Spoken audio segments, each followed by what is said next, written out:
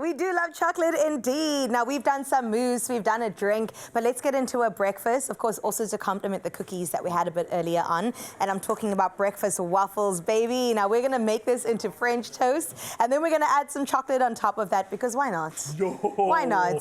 Why not? Why it is not? World Chocolate Day, and with all the recipes that we've been making, this is a winner. I can't wait to get into it. All right, so let's get the French toastness of it out the way. So we're going to add some milk. Of course. We're going to add some cinnamon. And doing standard French toast things to start, right? The dipping is standard. Some vanilla essence. Yes, please, Raul. So there's butter in there as well, Salong. Oh, I see a lot of butter. And then we'll get the eggs going. More butter, more better. Absolutely. So butter waffles, right? Butter chocolate waffles. Butter chocolate waffles, okay. But just alone already, without the chocolate, this is already starting to sound amazing. Oh my gosh, the smell of this alone is so good. Yeah, it is. It's the cinnamon.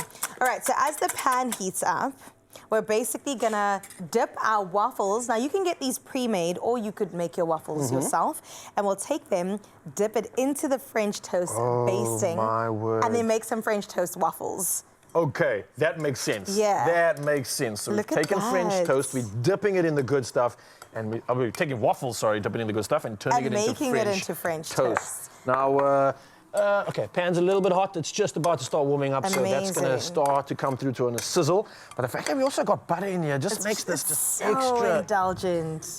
Extra. All right, so the waffles are already cooked, so this isn't going to take too long. You just have to basically wait for the batter to do its thing.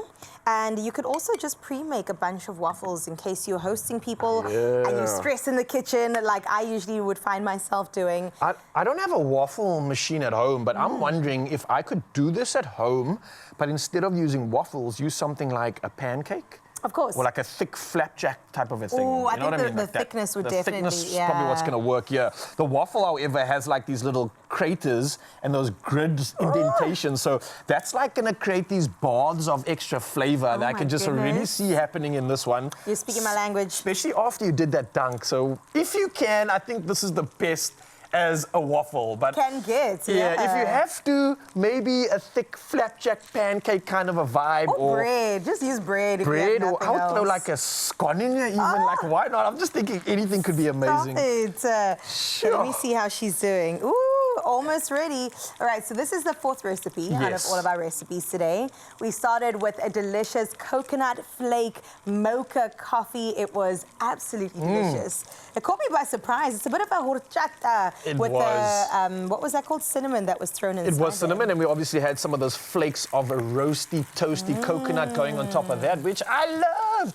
And then we had Keegan coming through showing off these New York-style cookies. Right. And I think what's really at the heart of that is at the heart of the cookie, the gooiness, that softness. I saw you guys put something inside But we put a truffle inside the cookie batter. So once you chow into that, it's going to be a texture sensation. As you can see on the board right now, it looks incredible. And the secret to this, you actually want to freeze the batter before actually baking it, because that's what's going to result in the outside being nice and crispy and hard, and the inside not being fully cooked, and it keeps the inside gooey and warm. Then we did something that I didn't know you could even do. We made mousse out of mellows. We used marshmallows, malted marshmallows, added some cream and chocolate, only 3 ingredients, and we ended up with probably the stickiest, most delicious type of chocolate mousse that I've ever created in my life, and it wasn't hard at all.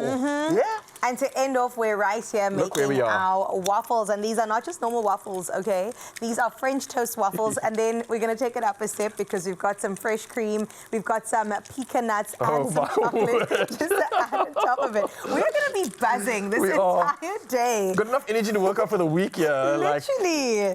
Oh, I love that. Okay, let me just flip these over because we want them to get nice and toasty on the other side. We do, and I love that little roasty toastiness right there. We've been learning a lot about chocolate. We learned about like how it's been perfected. Anything crazy in terms of the worlds of facts that stood out for you? Do you know what? I think it was that chocolate was first brought by the Americans. But I think by America, we think America, USA Today. I think the Americans back then, the navigators, the Aztecs and all of them, that makes more sense to me. But shout out because you've changed our lives. And I know like there's so much of cocoa, cacao festivals that are happening right now with regards to energy, cleansing, healing. Yeah. So it does have a very sacred place in many cultures as well. But the wildest thing for me is knowing that, hey, it's officially a fruit, guys. I don't know if you were listening earlier, but chocolate is a fruit because that's where the bean comes from, the fruit of that plant in the end of the day. And if you are really wanting to get technical, then you need to get your fruits in every day. And if it's part of your 5 a day. It your literally 5 is. a day. So you can justify having chocolate every day because, listen, the Swiss even do it. They have 250 slabs of chocolate per year, per person on average. So that's like almost a slab every second day, or even more than that. And while we round up this incredible recipe, one of 4 that we brought to you ahead of World Chocolate Day, I gotta say, yeah, chocolate can stay. It's got a place in our hearts. It's got a place in everybody's hearts right now. And I think for you, Mzansi, go celebrate today like no other. You've got inspiration from our recipes that we've had you on your Feel Good Breakfast show. Go to expressoshow.com if you want to find out more. And just like that, chocolate dipped waffles, French toast waffles dipped with chocolate. I mean, come on, it doesn't get better than that. I can't even say it. It's such a mouthful. A delicious one at that. All right, we'll continue with this final product straight after this. But in the meantime, go and make this and check it out on our website. Oh, it looks so good. Oh,